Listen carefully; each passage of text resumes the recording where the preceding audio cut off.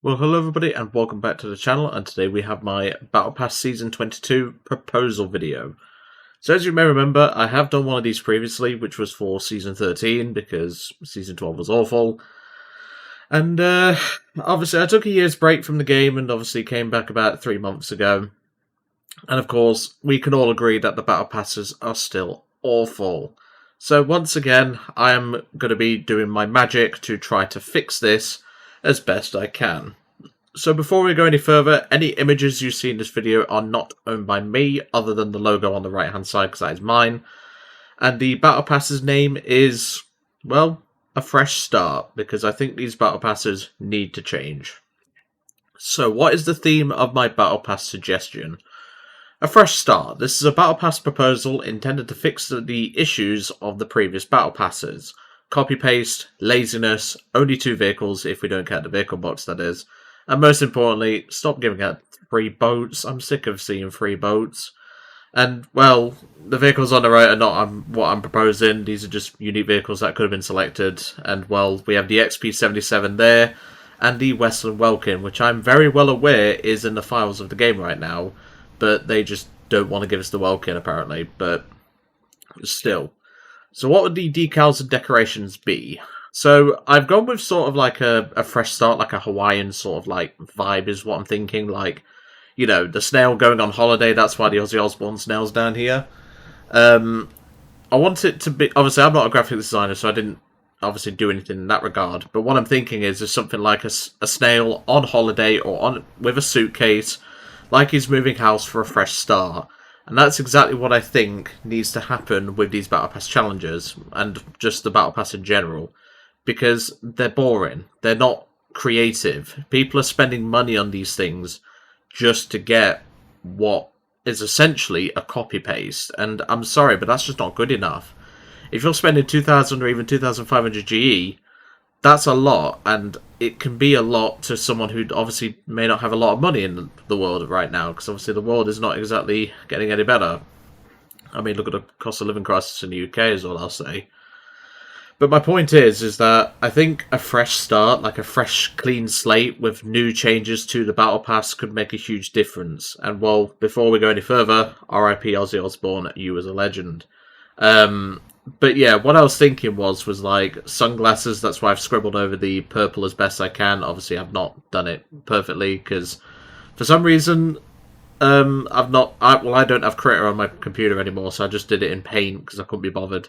But I'm thinking like sunglasses, a suitcase, you know, something to make it look like the snail is changing, you know? Like, give us something new is what I'm trying to go with in terms of that vibe. So now we have the old Battle Pass vehicle box. I actually agree with this thing being a thing, but I think it needs one small change. And that is let the players choose what they want. So that's why the SU-8 is in here, because I want that thing. I mean, 4 45mm cannons, 8 7.62 Shakass, turrets, lots of bombs, you know, I'd love that thing, and that's kind of why it's here, hint hint. But obviously, normally, we don't get to choose, so I think just changing this small thing, like you put a box of vehicles and say, hey, here's a choice of the coupons that you can potentially get. So in this Battle Pass proposal, I've put the S701, the F6C, the M64, and the SU-8. Out of all these vehicles, I already have this one, but I'd want the SU-8. The point is that you should let your players select what they'd like. At the end of the day, they're paying money for something that they want. They may want one of these 4 vehicles that I'm showing here, so give them the damn choice. It's really not that difficult. And like I said, there might be a tanker that might want the M64, but they get one of the 2 planes. There might be a pilot that wants one of the 2 planes, and they get the M64 and the S701, etc, etc. And I don't think it's acceptable, so, you know, just change that one minor thing, and, well, we can keep the old Battle Pass vehicle box. I agree with it being a thing, but, you know, give us something that, you know, give us that incentive to actually want it more consistently. So, before we go on to the vehicles, what are the requirements for vehicles to be featured here? So, number 1, the vehicles featured must be unique, something we haven't had before, whether it be a completely different class of ship, a completely different aircraft, a completely different tank variant, etc. Variants are something that you could debate, but obviously I wanted it to be something completely unique, and that's my intention here. Rule number 2. The vehicles must have at least been built once, even if a one-off prototype. I'm not allowing mock-ups, so no mock-up crap, no paper stuff, nothing. I don't want anything like that. As long as it was built at least once, and I have some data on it, I will allow it. Number 3. Vehicles featured will try to avoid the most recent nations where possible, i.e. the free plane cannot be French, because I'm basing this off the previous Battle Pass, and also partly the current Battle Pass.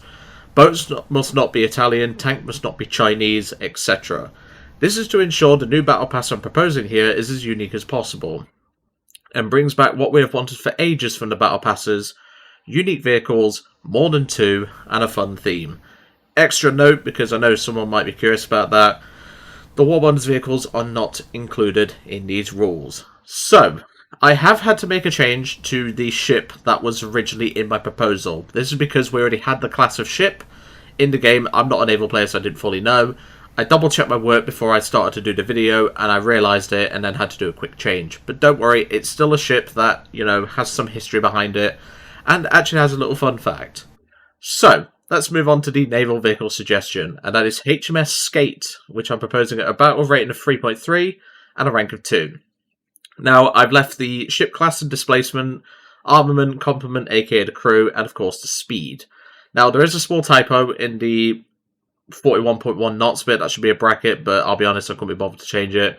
That's not going to matter. HMS Skate. Now, she doesn't look the most impressive on paper if you look at the stats and obviously the weapons and everything.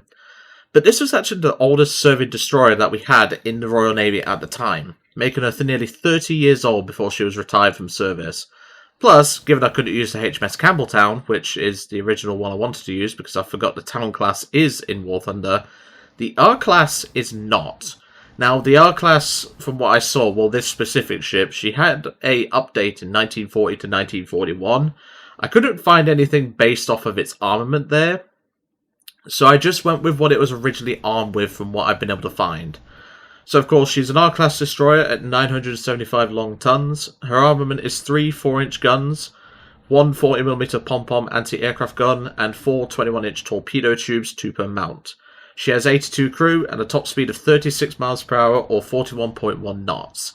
I couldn't really find anything too much on armor protection, but to be honest, it's a destroyer. You're not really playing it for armor protection. But like I said, she's reasonably quick. She's got good 4-inch guns. I mean, 4-inch guns will do it at the battle rate it's going to be at. Obviously, it can fire things like SAP, it can fire HE, it'll at least do something, And it'll be something for us Brits to enjoy because, she was the oldest serving ship we actually had. We actually got given these by the US. I think we got given 50 of these ships by the US, but essentially Skate was the oldest one that we had. She was built in 1916. So, it gives not only a bit of incentive to include it for the Brits, but also it's something unique. And, it looks special. And obviously it's not the best ship in the game, but that's not the intention. So now, before we move on to the aircraft, German players, i.e. German aircraft players, please keep it in your pants. That's obviously a joke.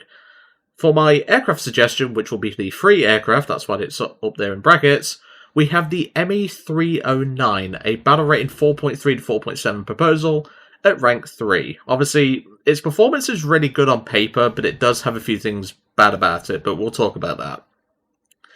So I chose the ME-309 for a few reasons. Number 1, the last wacky German prototype we've had in the Battle Pass was the BV-155, and, well, I'm not counting that stupid Heinkel 177. That's not a prototype, and most importantly, the missiles on that, they're cool and all, but realistically, who's going to use it in normal play? Number 2, it fits the theme, with the aircraft being completely unique, bar the engine and armament setup being new. Because the engine is, of course, familiar to us. It's from the, it's the DB603, so we are familiar with the engine, but the armament setup is completely new. And number 3, the aircraft not only looks weird, but is actively worse in a few aspects compared to a tech tree vehicle, BF-109G6, losing out on climb and turn rate, and from what I've read, she was a bit of a pig. Ignore the black squiggle here, that's to obscure the old swastika. I'm not getting this video demonetized if I can avoid it. But yeah, my point is that I think this sort of aircraft would just add something to the Battle Pass that at least gives it something unique, and it's quite a unique shape, as we know. So the engine is a Daimler-Benz DB603 producing 1726 horsepower, maximum speed of 455 miles per hour or 733 kilometers an hour. However, I couldn't find any data on its altitude needed for that top speed. Cruise speed, which seems abnormally high, but, well, again, I couldn't find many sources on this aircraft. 413 miles per hour or 665 kilometers an hour.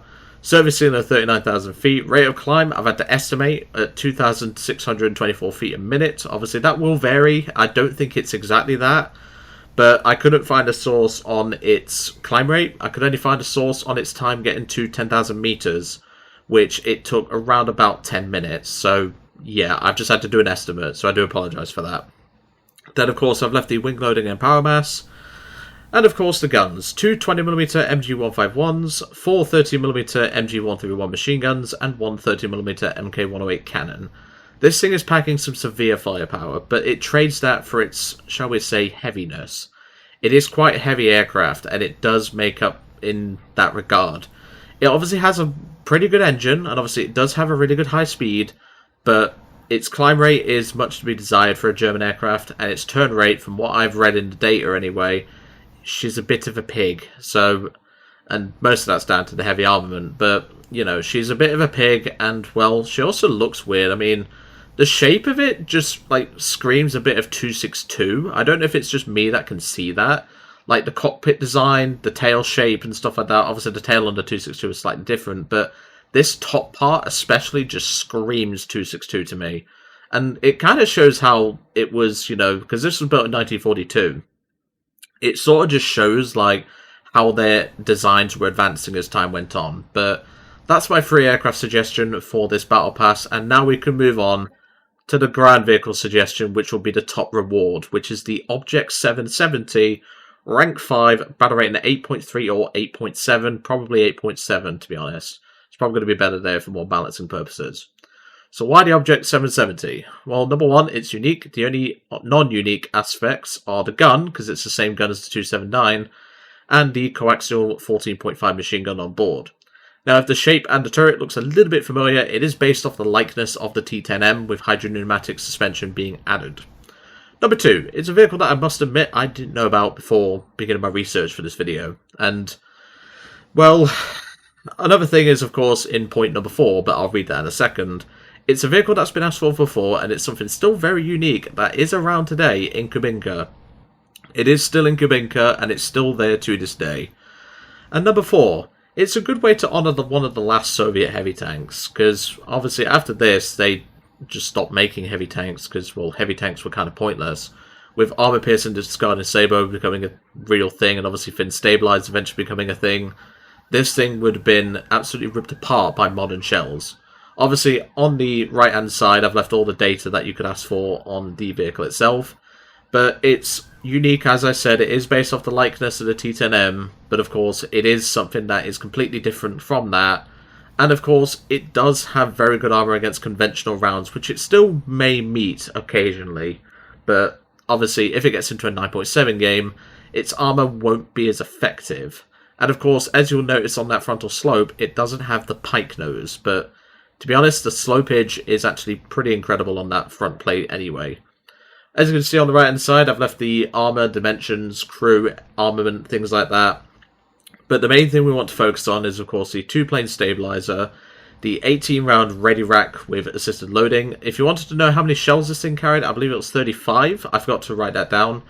It comes with a TPD2 rangefinder and a TPN-12 night vision device. I would imagine that's for, well, the driver, the commander, and the gunner. And of course, the engine does have some pretty good poke in it, with a supercharged DST-10 diesel engine, 1,000 horsepower, making this big Soviet 55-ton heavy tank have nearly 19 horsepower a ton. This thing is gonna fly down the battlefield. She also has 3 forward gears and 1 reverse gear. So it's pretty much standard Soviet in terms of reverse rate, but it has 3 forward gears which will at least get it to a top speed of 34 miles per hour. This thing will be one of the last Soviet heavy tanks you'll probably ever see added to the game, and I'm kind of hoping that they do add it. As you can see up here on the right hand side, the armor is actually really decent. Now, I couldn't find definitive sources. I found a few different sources, so I've done, in some cases with the turret front, 260 to 285. It depended on the source, I'll be brutally honest. Same with the frontal slope, the lower glacis, the rear armor, I couldn't find a single source on. I found one singular document on this tank that said around about 90mm. I can't confirm that. I've not been down to Kabinka, but it is still there to this day if you want to do that research. So what I wanted to do for the challenges of the season is I wanted to add my own take on it.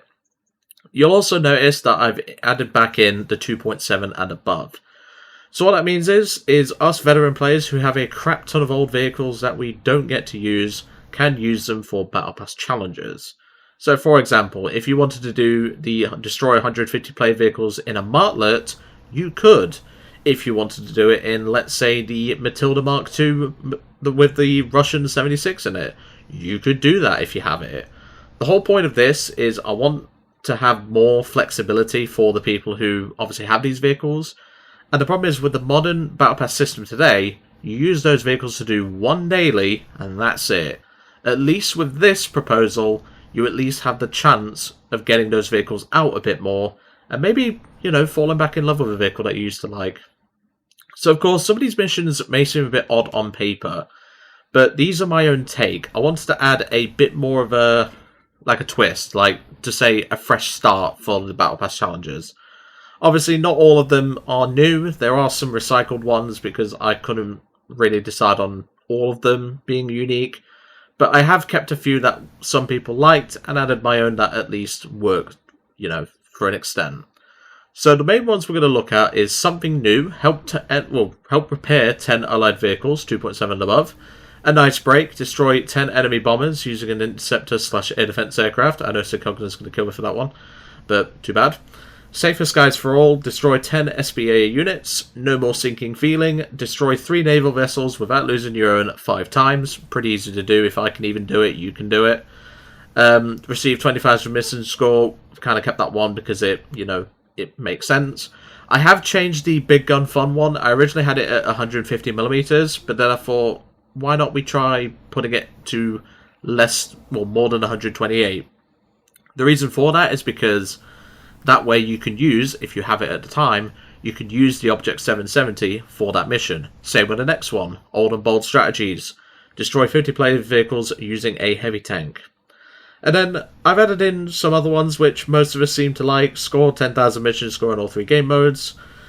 I've also added in play 10 matches in each nation. You could obviously drop that if you think that's a bit daunting, because that would mean, well, how many nations do we have in War Thunder? There's America, Germany, Russia, Britain, Japan, France, Italy, Sweden, and Israel. So 9 nations. That's before these obviously new ones come out. Because I have seen the rumours of Korea, and I'm not happy about it, but, well, that's too bad. You could obviously drop that, but I suppose that would let them do this Battle Pass challenge whilst doing others. So maybe you could drop it to like 8, 7, etc. But I wanted to put a decent number in there as your level 20 Battle Pass mission.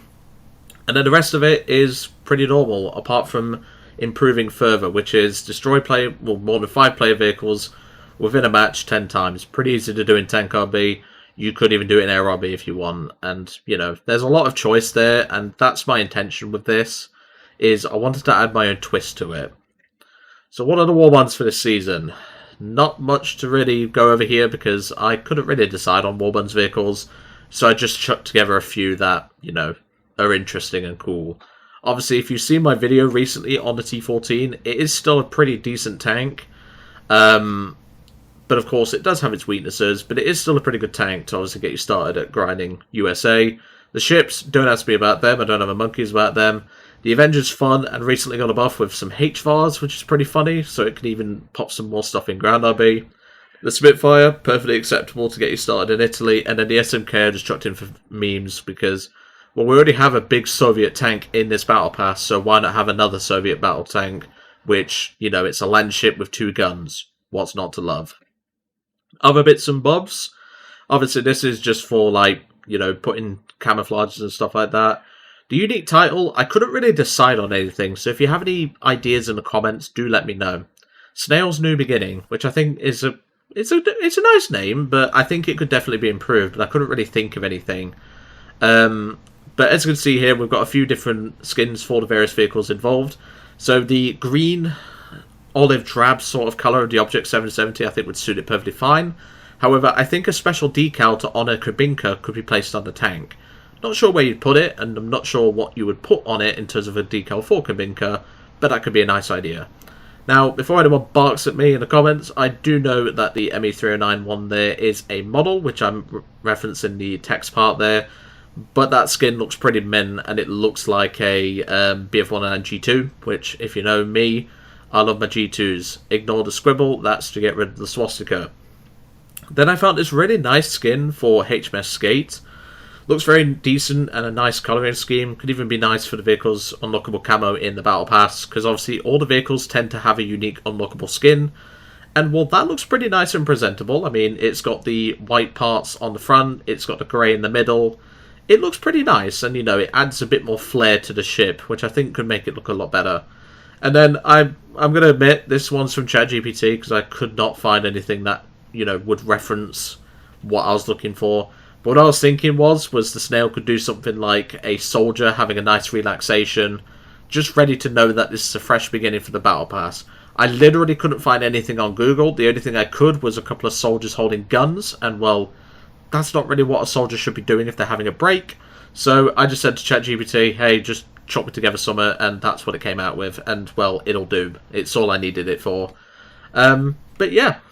Other additional bits and bobs, because, you know, we're going to have a loading screen. So I found this picture of the Object 770 being either prepared or being prepared for testing. It's from 1960, so I would imagine it was in testing at the time. But it could be a nice way to show that the tank is getting ready for combat or testing. And a fresh start / holiday with the snail wouldn't be complete without a martini. Now, if you know your drinks, that is a porn star martini. And YouTube, don't have a moan at me. That is literally how it is. That is what its name is. Even if you Google it, your parents won't tell you off because they'll probably be impressed that you know it because of me. But having this, you know, like the glass just balancing on your gun barrel would be pretty cool. And, you know, maybe make it have a moving liquid. Maybe a challenge could come out where you have to make it through the entire game without the liquid being spilled. I don't know. Could be something funny. And just be unique decoration. Now, this one over here, I was a bit lazy when it came to it, but I was thinking like a snail relaxing on a beach chair and then putting it on a ship, so for the naval players. See, the 5 naval players that, you know, exist, I do think about you, okay? I do at least acknowledge you do like your decorations, but having a snail with a martini on a on a beach chair would actually be pretty cool. So at least I thought about you guys, you know? Like, I don't play naval myself, I very rarely do. But the fact is that having that as a decoration would be pretty cool and something unique. And well, final additional notes, this proposal is unlikely to happen as Gaijin likely has Season 22 already planned. However, it was a blast making this. The research, the time and overall development of this was really fun. Now, I forgot to mention it at the beginning, but if you are wanting to use this on the forums, please do so, but as long as you give credit to this video. Please let me know what you think of my proposal in the comments, and if there's anything you didn't like, let me know down below. I'd be curious to know. That's going to be it for today. Really hope you enjoyed seeing my Season 22 proposal. Of course, if you have any suggestions on how I could improve these proposals going forward, do let me know. If you didn't like any of the vehicles, again, do let me know. But yeah, that's going to be it for today. Really hope you enjoyed seeing it, and I'll see you next time.